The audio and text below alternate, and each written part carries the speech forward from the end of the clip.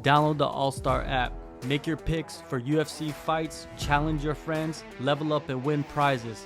Link in description. Get it now.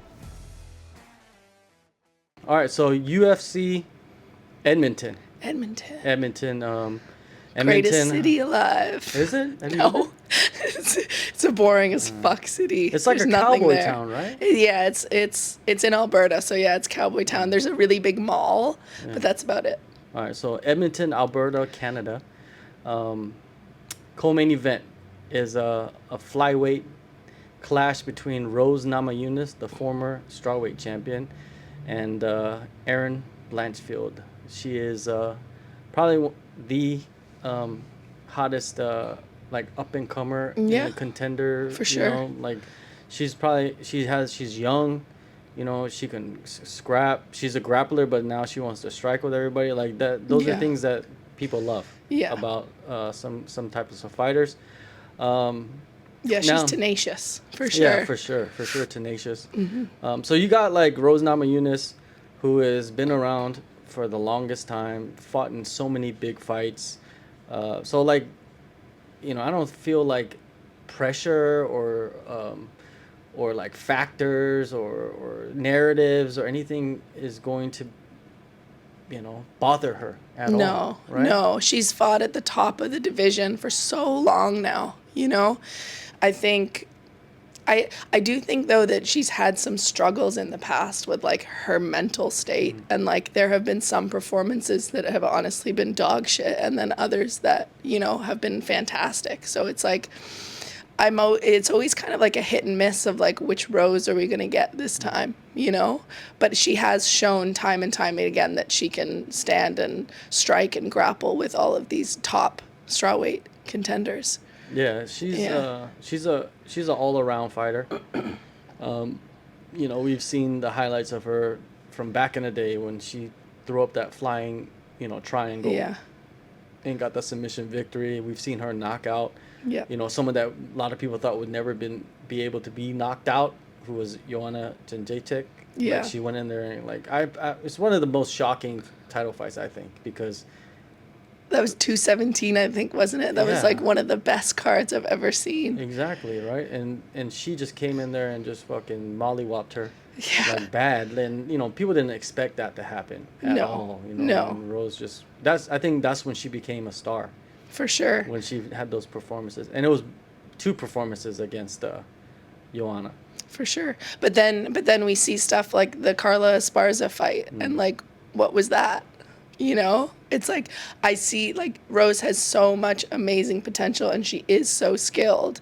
But then there's times where you see something like that and you're like, that leads me to believe that there's something like in her mentality, you know, that affects her sometimes. Right? Yeah, but that's only once though. Like it's true. That's true. Like if you look at her record, her losses, right? She, you know, she lost to Carla in her first fight for the UFC, and it was for the title.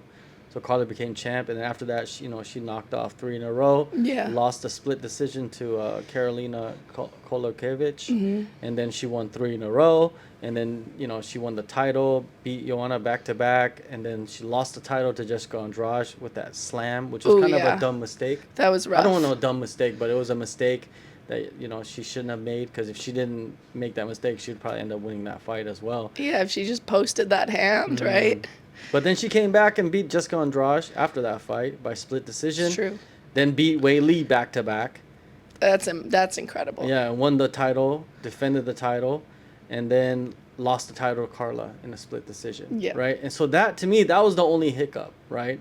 That's true. Of like her mental, you know, capacity or whatnot. Yeah. But yeah, she's talked about it openly. I think when you talk about it openly, there's more focus on it. Right. That's true. Yeah. So definitely. like her showing her vulnerability is a great thing. I think like fighters should do that more. But then the negative side of that is the negative. Right. People will comment. Yeah. People talking shit about like how weak you are or whatnot when, you know, they don't do shit in their life. I mean, I definitely don't think that she's weak by any means, but like, yeah, because of her opening up about that, it's like I factor that in when she fights, you know? And I think Blanchfield is actually a slight favorite in this fight, which I found interesting. Is that still the case? Yes, she is the favorite. Yeah, that is very interesting. It is, right? We'll get to the odds a little bit. Just talk a little bit more about Rose. Okay. She lost that fight to Carla, and then she decided, I'm gonna go up to flyweight, see what I can do. Her first fight was against Manon Fiorot, who's probably gonna fight for the title next, and she's probably the best contender in that division, outside of Rose Namajunas, and Rose lost to her in her first fight at flyweight. But then after that, she's won back-to-back against Amanda Ribas and Tracy Cortez. I think that Rose skill level she's probably has one of the best skill levels we've ever seen in women's MMA. Yeah, I think she's very well rounded. I mean, we saw that with the Tracy Cortez fight, right?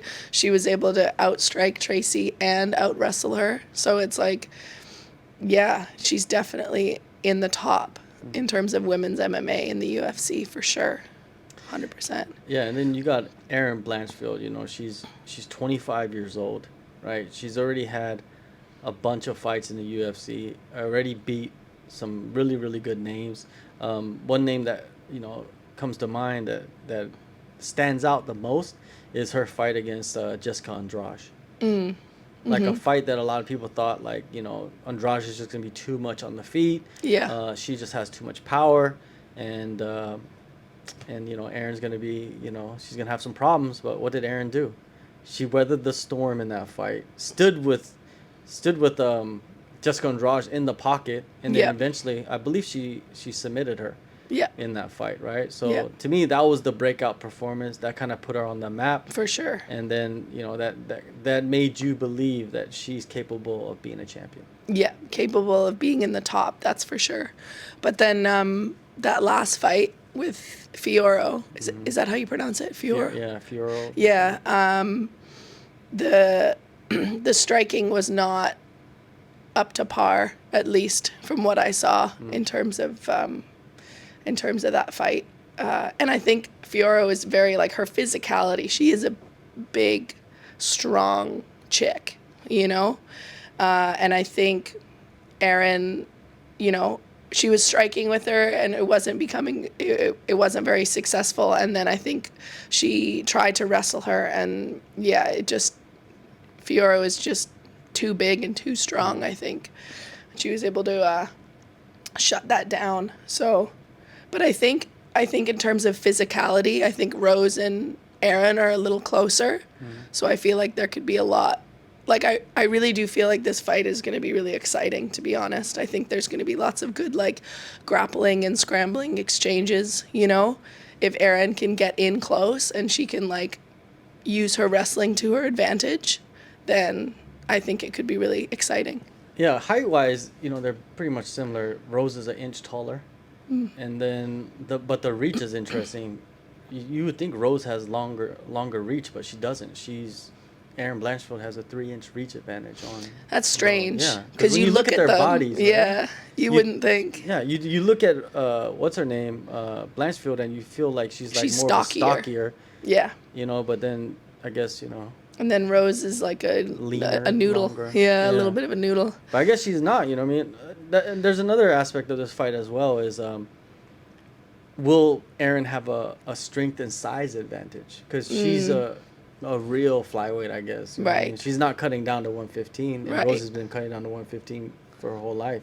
Maybe that's why she had problems in her first debut fight at 125, is because she was having problems with the size. Yeah. And then her fights after that, Rose was able to kind of, build herself up, adjust to it, make a better weight cut. I don't know. These are things that, that come into a factor in this fight. That could definitely be a factor for sure. Yeah, but I feel like she's definitely grown into the flyweight division, and she seems to be operating fine under that weight class now. I think I would be surprised if I saw a decent size difference between the two. I think they're pretty similar in size and shape. And I can't really see one person being extra strong over the other one or anything like that. I feel like they're both going to be pretty evenly matched in terms of physicality. What do you think happens in this fight though? I think if Erin tries to stand and strike with Rose, I don't think that she's gonna do very well. I think what she should do and what her plan should be is to wrestle. But I know that she's been really wanting to like strike with some of the top contenders now, so she might end up, striking. And I think Rose has been around for too long and she's too skilled. I just think if they were to stay standing, then Rose would win. But I think if Erin can get enough control time, then I think Erin takes it. I think it's a decision either way, but I think it just depends on whether Erin can get inside or like, I guess what she decides to do, right? Because I know that she wants to strike, but if she ends up, actually going for the smarter approach, what I think is wrestling, then I think she could take it. When you look at Erin, right, like you would think her path to victory, like you said, would be to grapple, right? To use the size advantage if there is one, maybe a strength advantage as well. Yeah. Because skill for skill, I feel like they're pretty even on the ground, right? On the ground, yeah. But they have different ways of like finishing fights. I think Erin's more of like a what is it, grappler from the top, right? They like to be on top. They're not used to being on their back, or they don't like being on their back. They're used to being on the top. Pass to side control. Hit submissions that way, or arm triangles, or I don't really see like arm bars or nothing like that. That's more of like Rose. Rose is like a girl that can like kind of play the guard game, right, with certain fighters. Yeah. So when you think of that, I think that Erin will probably get her down, but I feel like Rose is experienced enough, and the size or the strength advantage won't really matter because she'll use technique to get back up. Right. Use defense, get back up. Yeah. And you never really see her getting tired.